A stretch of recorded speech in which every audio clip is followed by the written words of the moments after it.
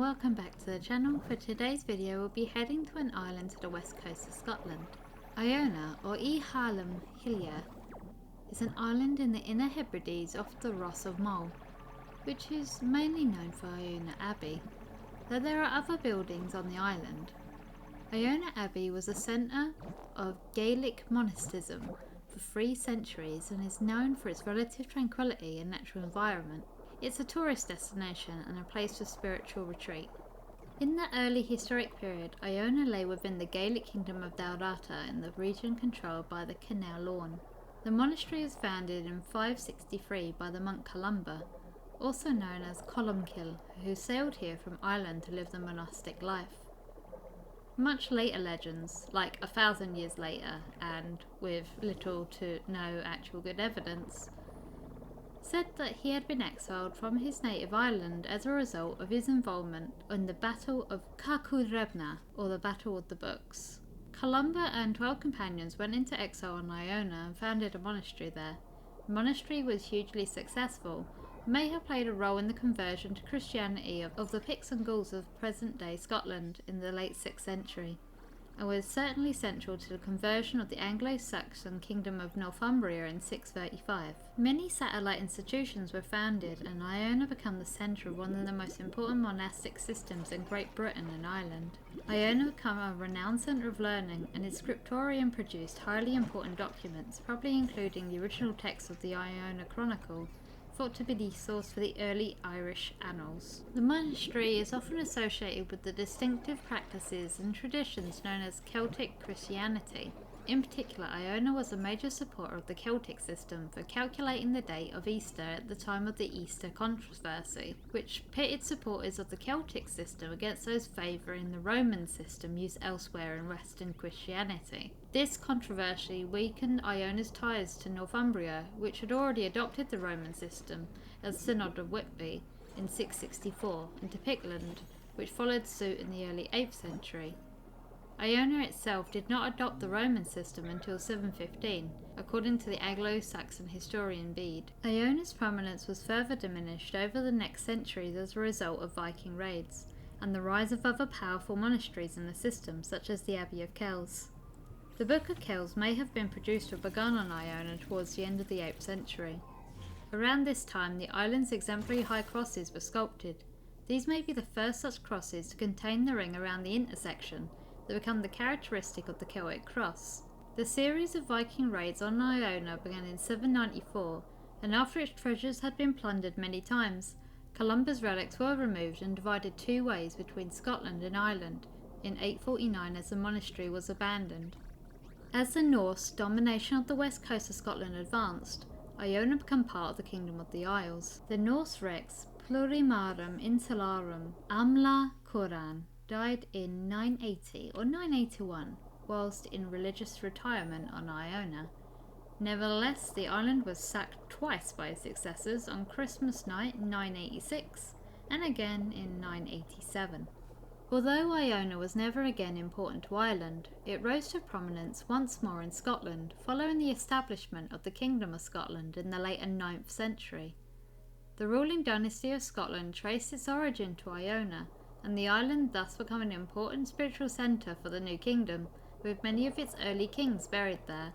However, a campaign by Magnus Barelegs led to the formal acknowledgement of Norwegian control of Argyll in 1098. Somerled, the brother-in-law of Norway's governor of the region, launched a revolt and made the kingdom independent. A convent for Augustinian nuns was established in 1208, with Bethog, Somerled's daughter, becoming the first prioress. The present buildings are of the Benedictine Abbey, Iona Abbey, from about 1203, dissolved at the Reformation. On Somerled's death, nominal Norwegian overlordship of the kingdom was re-established, but de facto control was split between Somerled's sons and his brother-in-law.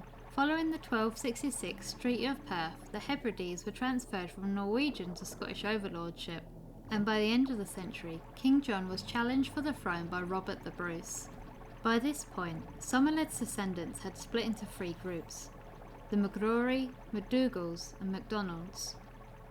The MacDougals backed John, so when he was defeated by Bruce, the latter exiled the MacDougals and transferred their island territories to the MacDonalds, by marrying the heir of the MacRorys. The heir of the MacDonalds reunified most of Somerled's realm, creating the Lordship of the Isles under nominal Scottish authority. Iona, which had been a MacDougall territory, together with the rest of Lorne, was given to the Campbells, where it remained for half a century. In 1354, though in exile and without control of his ancestral lands, John, the MacDougall heir, quitclaimed any rights he had over Mull and Iona to the Lord of the Isles, although at the time that didn't actually have any sort of meaningful impact at the time. When Robert's son, David II, became king, he spent some time in English captivity. Following his release in 1357, he restored MacDougall authority over Lorne. The 1354 quitclaim came into effect, although it seems to have been an attempt to ensure peace in just such an eventuality.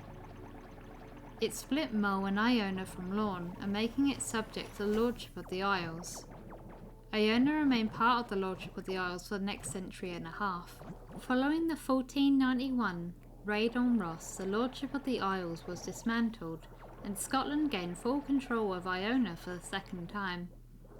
The monastery and nunnery continued to be active until the Reformation, when buildings were demolished and all but 3 of the 360 carved crosses destroyed. The Augustine nunnery now only survives as a number of 13th century ruins, including a church and cloister. By the 1760s, little more of the nunnery remains standing than at present, though it is the most complete remnant of a medieval nunnery in Scotland. Iona Abbey, now an ecumenical church, is of particular historical and religious interest to pilgrims and visitors alike. It is the most elaborate and best preserved ecclesiastical building surviving from the Middle Ages in the Western Isles of Scotland. Though modest in scale in comparison to medieval abbeys elsewhere in Western Europe, it has a wealth of fine architectural details and monuments of many periods. The enabling endowments, the core of economic strength and lifeblood of the abbey, came from the successive clan Donald lords of the Isles, and for 300 years were regularly confirmed, honoured, protected, increased and expanded. The ancient burial ground, called the Religardran, which in English means Oran's burial place or cemetery, contains a 12th century chapel built by Somerled where the Lords of the Isles were buried, and named after St Odran, said to be Columba's uncle. It was restored at the same time as the abbey itself, and contains a number of medieval grave monuments. The abbey graveyard is said to contain the graves of many early Scottish kings, as well as Norse kings from Ireland and Norway. Iona became the burial site for the kings of Dalrata and their successors. Some notable burials there include Kinnaid MacAlpine, king of the Picts, Domhnall MacConstantin, Maelcallum MacDomhnall, king of Scotland, Duncud MacKieran, king of Scotland, Macbethad MacFinlach, king of Scotland, Domhnall MacDoncard, and also John Smith, a Labour Party leader. In 1549, an inventory of 48 Scottish, 8 Norwegian and 4 Irish kings were recorded. None of these graves are now identifiable because their inscriptions were reported to have been worn away at the end of the 17th century. Other early Christian medieval monuments have been removed for preservation to the cloister arcade of the Abbey and the Abbey Museum, which is now in the medieval infirmary. The ancient buildings of Iona Abbey are now cared for by the Historic Environment Scotland, so there is an entrance charged if you wish to visit them, but you totally can. You can just go along and make a day of it. And that brings us to the end of the video. Thank you for joining me until the end. Please don't forget to share, like, and leave a comment down below. Let me know what you'd like to see next. Also leave the link to the game and my Twitter in the description. Take care. Bye.